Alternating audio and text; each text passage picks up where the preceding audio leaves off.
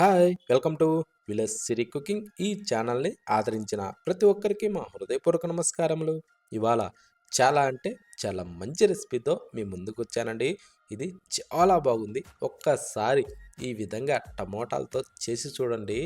నోటికి ఏం తినబుద్ధి కానప్పుడు ఈ టైప్‌లో చేసుకోవాలండి. ఎంత బాగుందంటే అంత బాగుందండి. ఓకేనా? ఒక్కసారి ఈ టైప్‌లో చేసి చూడండి. చాలా అంటే చాలా ఈజీగా దీన్ని తయారు చేసుకోవచ్చు.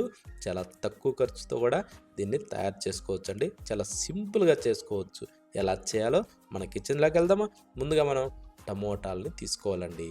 టమోటాలను తీసుకొనేసి ఆ తర్వాత ఉల్లిపాయలు, పచ్చిమిరపకాయలు ఇవి కూడా అన్నిటిని శుభ్రంగా కడిగి రెడీ చేసి పెట్టుకోవాలి.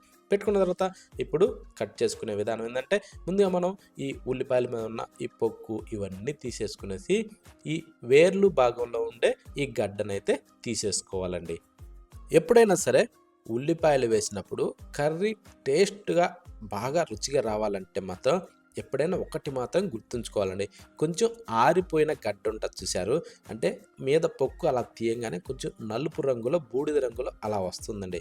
అలా ఉండే ఆరిపోయిన గడ్డని తీసుకునేసి అలాంటి దాన్ని గాని కట్ చేసి వేసుకోవాలా, అది ఏ రెసిపీ చేసినా గూడా టేస్ట్ చాలా బాగుంటుందండి. ఓకేనా? అందుకనేసే ఆ టైప్‌లో ఉండే గడ్డలు తీసుకోండి. కూర మాత్రం చాలా అంటే చాలా బాగుంటుంది. ఎప్పుడైనా చూడండి మనం ఒకవేళ బయట రోడ్ సైడ్ గూడా బజ్జీలు తీసుకున్నప్పుడు గూడా అందులో ఆనియన్స్ కట్ చేసి ఆ బజ్జీలో వేస్తే ఆ బజ్జీ ఎంత టేస్ట్‌గా ఉంటుంది. అదే అండి. ఆరిపోయిన గడ్డలతోనే టేస్ట్ చాలా బాగుంటుంది. ఓకేనా? ఇప్పుడు టమోటాలండి. టమోటాలను గూడా సేమ్ అదే విధంగా ఈ తొడిమ భాగంలో ఉండే ఈ గడ్డనైతే తీసేసుకోవాలండి. అప్పుడేందంటే టమోటాలు ఎన్ని తిన్నా గూడా ఆరోగ్యానికి చాలా బాగుంటుంది. ఓకేనా? ఈ తొడిమ భాగంలో ఉండే గడ్డ గూడా మనం కర్రీలో గాని దేంట్లో ఏసినా గూడా అది సరిగ్గా ఉడకదండి. అది తిన్నా గూడా మనకి అరగదు. అందుకోసమనేసి దాన్ని తీసి పక్కనేసేసుకునేసి ఈ టమోటాలని కొంచెం చిన్న చిన్న ముక్కలుగా కట్ చేసుకోవాలండి. మరీ పెద్దగా గాకుండా ఇలా చిన్న చిన్నగా కట్ చేస్తే ఏమవుద్దంటే ఈ కూరలో తొందరగా మెత్తబడి ఇదేమవుద్దంటే బాగా గుజ్జులాగా తయారవుతుందండి. ఓకేనా? అందుకనేసి ఈ టైప్‌లో కట్ చేసుకోవాలి. కట్ చేసిన దాన్ని తీసి ఒక ప్లేట్‌లో అయితే వేసేసుకుందాం. కానీ ఆ గడ్డను మాత్రం ఖచ్చితం తీసేసుకోవాలండి టమోటాలను.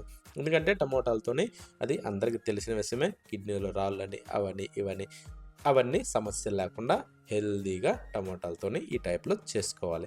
ఇప్పుడు పచ్చిమిరపకాయలు కూడా అండి. స్పైసీ తగ్గట్టుగా పచ్చిమిరపకాయలని తీసుకోవాలి. అంటే కారం ఎక్కువగా ఉంటే ఒక కాయ తక్కువ తీసుకోవాలి. తక్కువగా ఉంటే 2 కాయలు ఎక్కువ తీసుకో ఇబ్బందేం లేదు. ఓకే. ఇప్పుడు ఒక రోల్ సిద్ధం చేసుకునేసి రోట్లో ధనియాలండి ఒక 2 టేబుల్ స్పూన్‌లు వేసుకొని ఆ తర్వాత లవంగా, ఇప్పుడు చెక్క ఇవన్నీ వేసిన తర్వాత బాగా మెత్తగా దంచుకోవాలి.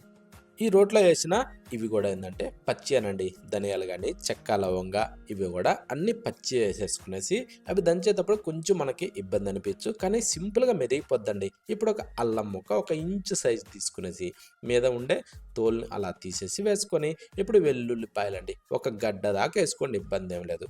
తక్కువ గాకుండా కొంచెం ఎక్కువైనా ఇబ్బంది లేదండి. వేసేసి ఇలా మెత్తగా రుబ్బేసుకునేసి దాన్ని ఇలా మనం పొడి గొట్టుకోవాలండి.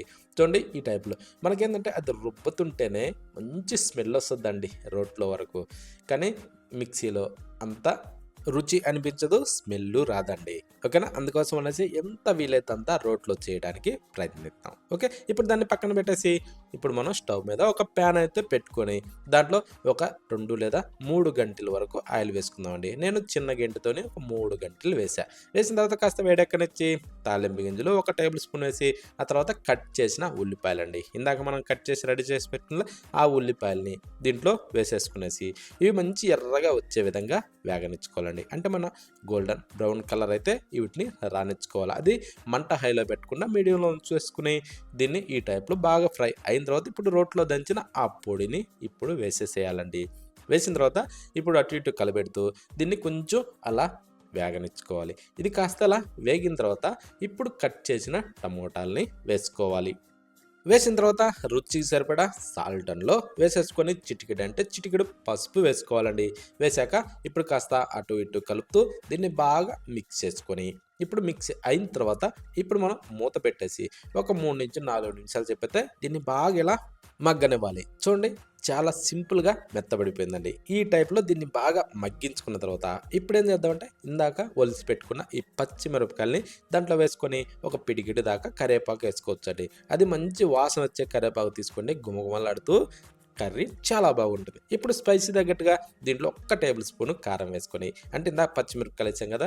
ఇప్పుడు ఒక్క టేబుల్ స్పూన్ కారం సరిపోతుందండి. అది స్పైసీ మనకు ఎక్కువగా కావాలి అనుకున్నోళ్ళు ఇంకొక టేబుల్ స్పూన్ వరకు ఏసుకోవచ్చు. ఇబ్బంది లేదు. దీంట్లో అయితే ఇంతవరకు సరిపోతుందండి. ఇంటిల్లపాది కూడా తినొచ్చు. పిల్లోళ్ళే గానీ, పెద్దోళ్ళే గానీ అందరికీ ఆ స్పైసీ సరిపోతుంది. ఇప్పుడు దీన్ని ఒక 4-6 నిమిషాల సేపు బాగా ఇలా ఉడకనిచ్చి, అప్పుడు మీదకించి కొత్తిమీర సల్లుకోవాలండి. అది ఎలా మనం ఉడికించేటప్పుడు కొంచెం మంట మీడియం లేదా లోలో అడ్జస్ట్ చేసుకుంటూ మనం దీన్ని బాగా వేగనిచ్చుకోవాలి.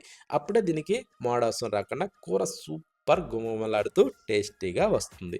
ఇప్పుడు చూడండి ఈ టైప్‌లో వచ్చాక ఇప్పుడు స్టవ్ ఆఫ్ చేసి ఇక వేడి వేడిగా సర్వ్ చేసుకొని నువ్వు దేంట్లోకైనా తిని చూడు ఎంత బాగుంటుందంటే అంత బాగుంటుందండి.